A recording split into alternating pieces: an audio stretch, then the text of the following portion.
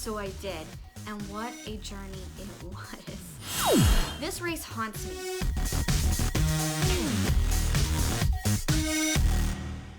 2015, I decided to jump on the triathlon bandwagon. I had been doing a lot of running and was ending up with a lot of injuries, and I was trying to figure out what else I could do to kind of offset or cross-train from the running side of things to help my body heal in between workouts. And so my first race was actually in 2015. It was in June, and it was in Guelph. And at the end of it, I was just really proud and happy with what I had accomplished. And then they started the ceremony for the awards and the medals. I realized very quickly that in age group, they go 5 deep. I was looking at my standings and realized I came in 6th. So for my very first triathlon ever, I missed the podium only by 1 spot. Race number 2, we'll fast forward, where I did the Niagara Try-a-Try. I wanted to beat my time of my first triathlon.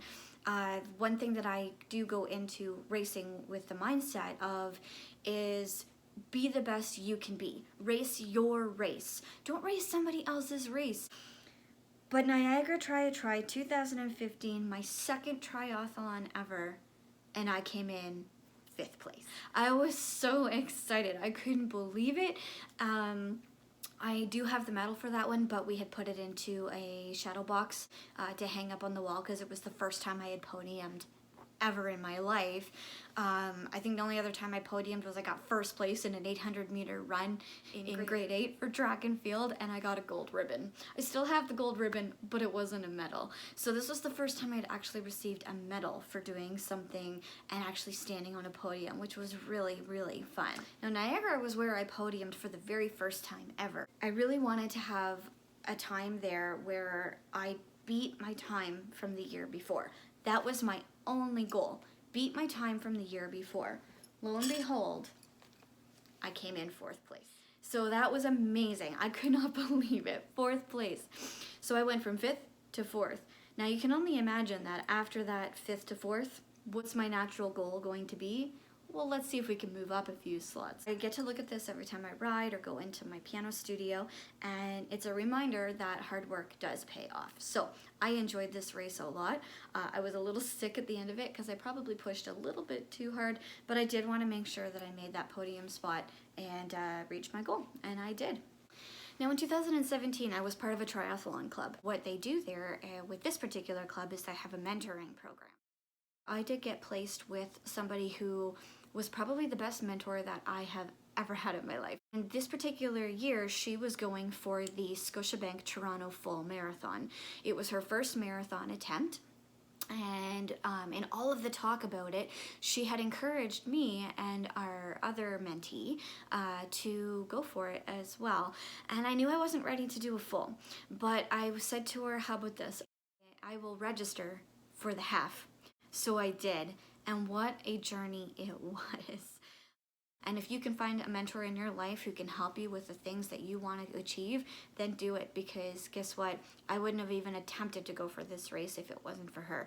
So Shannon, thank you so much for all of your love and support over the last few years. I really appreciate everything that you do for me and the love that you share with me. 2018. This was a year that I wanted to start upping my distances. I went into the Aurelia Subaru Sprint race with no expectations. It was the last race of the season, and I had had a rough season. I wanted to really enjoy the race. I didn't want to be exhausted at the end of the race. I didn't want to be feeling sick to my stomach at the end of the race. I had really pushed myself all season. I wasn't getting the results I wanted. So it just kind of was like, all right, maybe this time I'm just going to go into it with fun, pure fun. The water was really warm, so they ended up making it a no wetsuit race. I was kind of doing my thing. I hit the run, and I was really just enjoying myself. I felt really good, really strong, and we were coming up to the last 2 kilometers of the race, and I was just, trucking along, enjoying myself, and I could hear these 2 women coming up behind me, and I knew that I wanted to just continue racing my race. And sure enough, these 2 women were in my age group, and I never dreamed in a million years that I would be anywhere near a podium spot in this race, because we were nearing the 2 hour and 15 minute mark.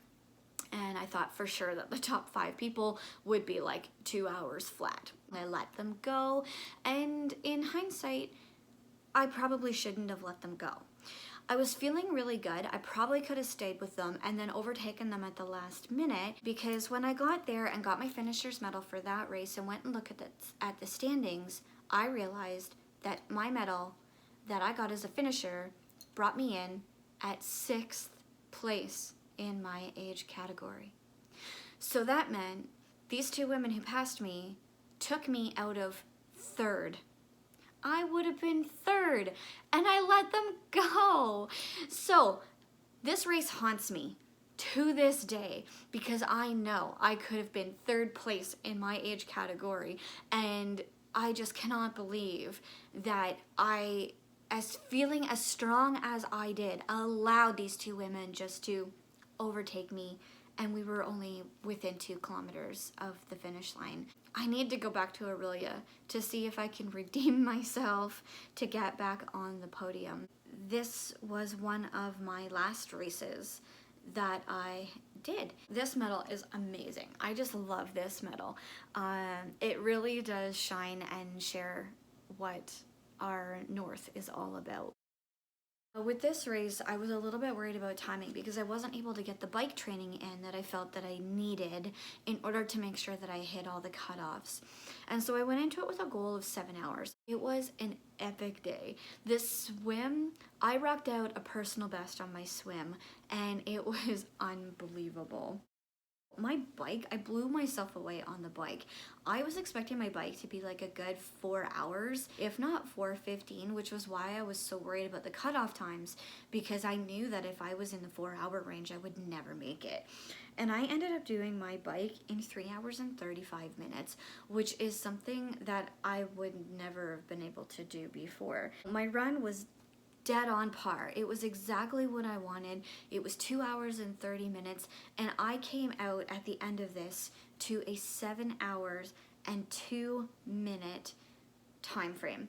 So I was only 2 minutes over my goal, and my mentor Shannon was at the finish line, and she put this medal around my neck, and we just really had this very special moment together as a mentor mentee. And she had not been my official mentor now for 2 years, but like I said before, she really did drive me and support me and encourage me in all of my training and answered all of my questions, and she even came out for a training ride, which was really encouraging as well.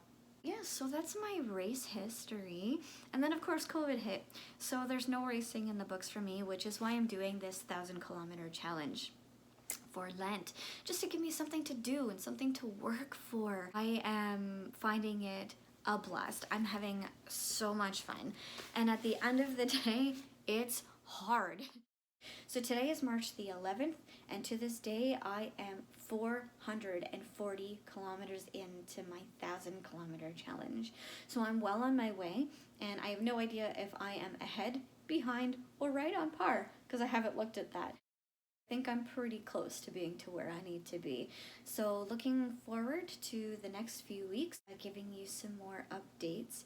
And I thank you so much for joining me today and listening to my stories. I hope you enjoyed them. I enjoyed doing the races, and it's always nice to kind of share those stories with those who love you and support you and encourage you in all of your efforts. So thank you so much for supporting Dance and Adventures, and if you really like what you're seeing and hearing from us, please subscribe. We were recently featured in the I Run magazine, which is an online magazine. I will put the link below so that if you want to go and check that article out, you can. So thanks again for joining me today and listening to my stories, and I look forward to posting the next update next week and to see where I'm at, and hopefully I am close to the 600 mark, if not past that.